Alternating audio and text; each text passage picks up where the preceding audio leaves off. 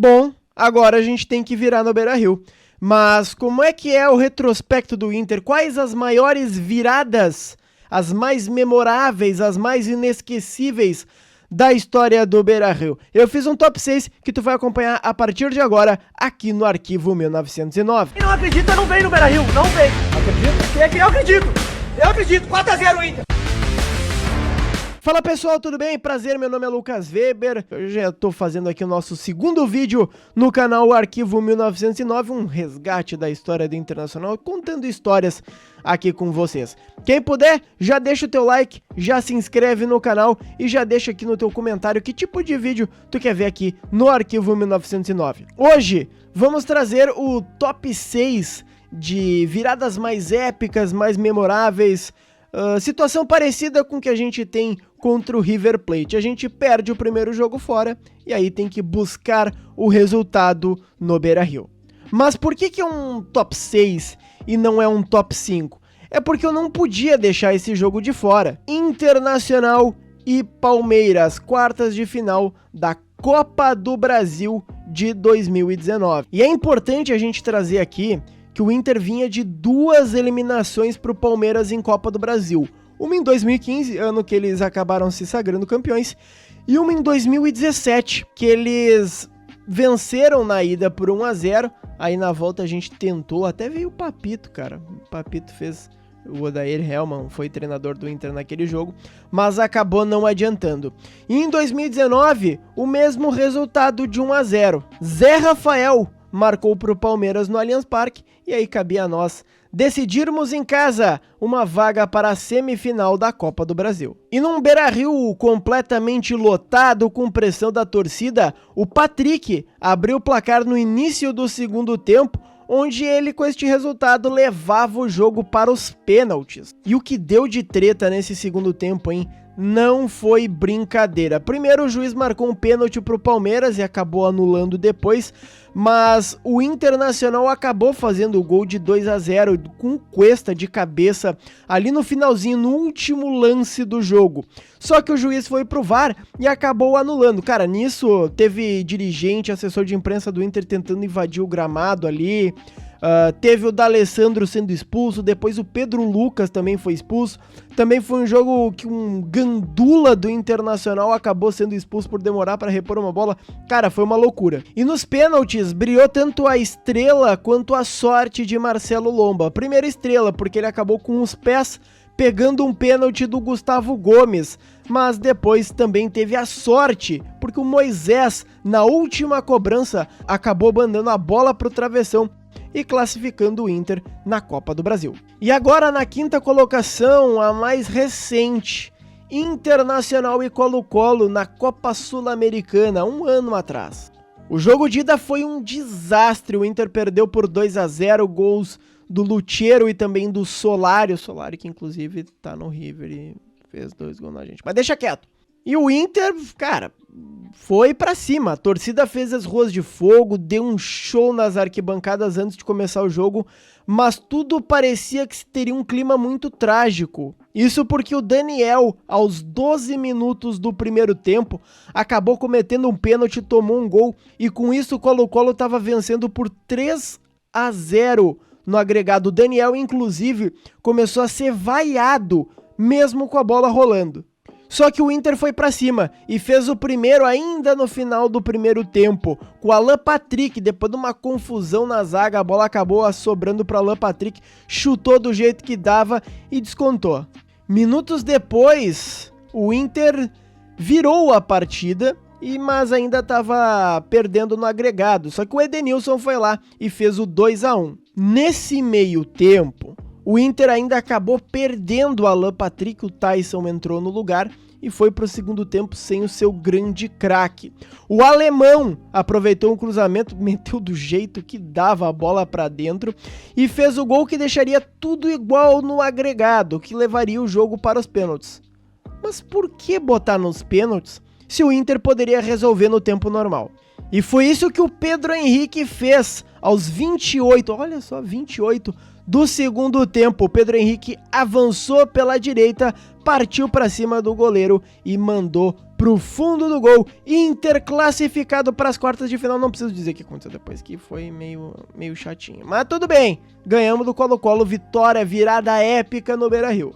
E agora vamos para 2015, quartas de final da Libertadores, Internacional e Santa Fé. O jogo de ida foi em Bogotá, na Colômbia, na altitude. O Inter acabou tomando um gol de cabeça ali no finalzinho do jogo, o que deixou em desvantagem para a partida de volta. Só que essa vantagem foi para o espaço já no começo do jogo, porque o Juan aproveitou uma bobeada ali da zaga do Santa Fé, já mandou do jeito que dava, Inter 1, Santa Fé 0. Mas depois dessa pressão inicial, o jogo ficou completamente nervoso.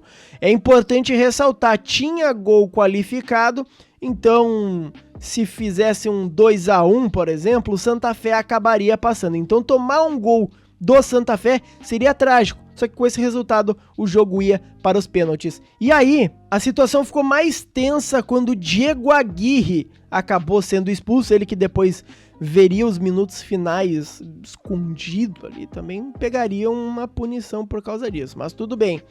Só que aos 42 do segundo tempo, aproveitando uma cobrança de escanteio, D'Alessandro cruzou e o Rafael Moura, de cabeça, acabou mandando para o fundo do gol. Ah, mas é importante a gente ressaltar, oficialmente o gol não foi do Rafael Moura, a bola acabou não tocando. Só que, cara, primeiro que o gol é de quem comemora mais. E segundo, a história do Rafael Moura no Beira-Rio é tão aleatória, mas tão aleatória. Ele já foi goleiro para defender pênalti, ele já protegeu o juiz, ele já foi matemático, que, cara, dá esse golzinho pra ele. O gol, moralmente, é de Rafael Moura, que colocou o Inter na semifinal da Libertadores. E agora vamos para a terceira posição, com Inter e Banfield na Libertadores de 2010. E se tu viu o meu vídeo anterior, que eu tô deixando aqui no card, tu já sabe o porquê que é tão necessário, foi tão necessário e tão importante a virada. Mas para quem não viu ou vai ver depois, o Internacional perdeu por 3-1 pro Banfield lá na Argentina e precisava de um 2-0 para reverter o placar. Antes do jogo da volta, até interessante, o Sandro deu uma entrevista, volante do Inter, e simplesmente disse: eles vão tremer aqui. E foi o que aconteceu, eles tremeram, primeiro com o gol de Alexandro, uma jogadaça do D'Alessandro pro Andrezinho, que deixou o Alexandro livre para marcar.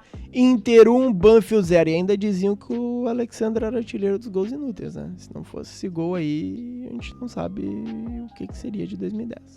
Mas o Inter se classificaria com o gol dele, Walter, que então era uma promessa da base do Internacional.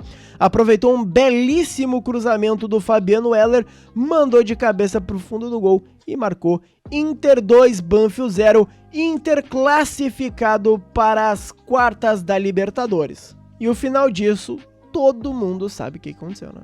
Agora vamos falar de 2006, Inter e LDU. Mais especificamente, as quartas de final, onde o Inter, na altitude do Equador, acabou abrindo um placar com o golaço do Jorge Wagner, mas tomou a virada. Perdendo por 2-1, a volta seria apenas 2 meses depois. Isso porque a Libertadores e todo o futebol de clubes pararia para a Copa do Mundo de 2006. Eu não sei vocês, mas eu fiquei a Copa do Mundo inteira pensando nesse jogo contra a LDU. Nesse meio tempo, Abel Braga fez uma intertemporada no Costão do Santinho, lá em Santa Catarina, com todos os jogadores do Internacional, que serviu muito bem e fez efeito. E olha que 1-0 já bastava, que o Inter conseguiu com o gol do Rafael Sobis, o senhor Libertadores, acabou chutando de fora da área, passou por toda a marcação, foi lá, fez um golaço Sobis. E para ampliar, Renteria, tipo Colômbia, olha só, ele pegou e encobriu o goleiro adversário, fez um golaço e saiu comemorando com o Saci. Cara, o Renteria era sensacional. Mas o jogo continuava nervoso, porque com um gol de desconto da LDU, o Inter iria para os pênaltis, só que o juiz apitou e o Inter foi para a semifinal da Libertadores, onde acabou pegando o Libertad, e o final disso todo mundo sabe. Depois pegamos São Paulo, ganhamos, depois pegamos o Al-Ahly, ganhamos, depois pegamos o Barcelona, intercampeão mundial, né, meu querido? E agora vamos o que pra mim é a maior virada do Beira-Rio, porque tem taça, né? E se tem taça, eu tô botando o critério na frente.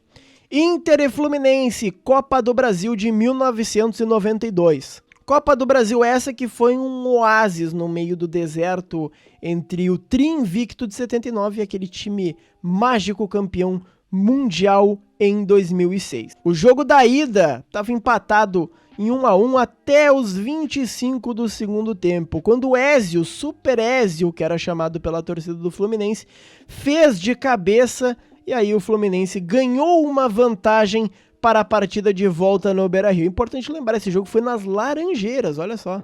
E também foi a primeira derrota do Inter na competição, mas dane-se, porque o Inter num Beira-Rio lotado conseguiu a vitória e o título da Copa do Brasil, só que não foi tão fácil assim, hein?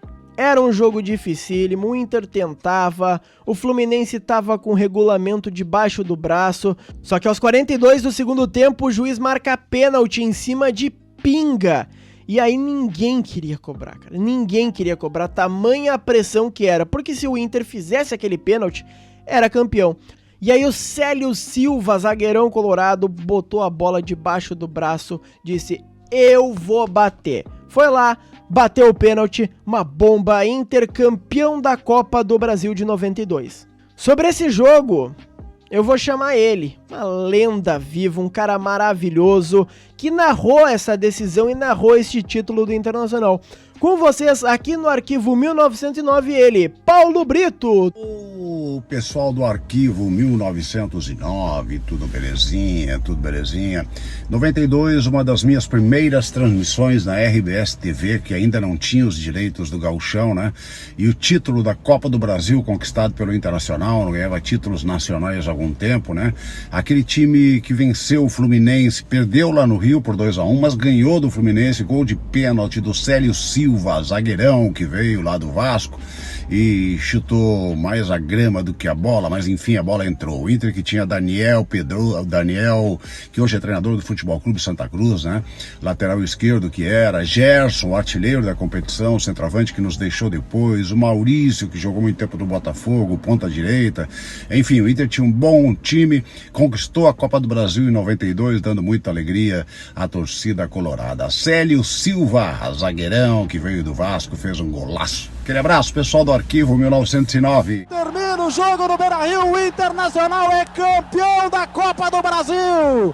O Internacional está na Libertadores da América de 93. Então é isso. Espero que tenham gostado. Não se esqueçam de deixar o like, se inscrever no canal, ativar o sininho das notificações. Vem pra gente. E também deixa aqui nos teus comentários, tá? Qual jogo, qual virada histórica tu te lembra? Alguma sugestão de assunto que a gente possa abordar? E também me diz aí, cara, se esse jogo contra o River também foi uma vitória memorável no Beira-Rio. É isso aí, um abraço e tchau!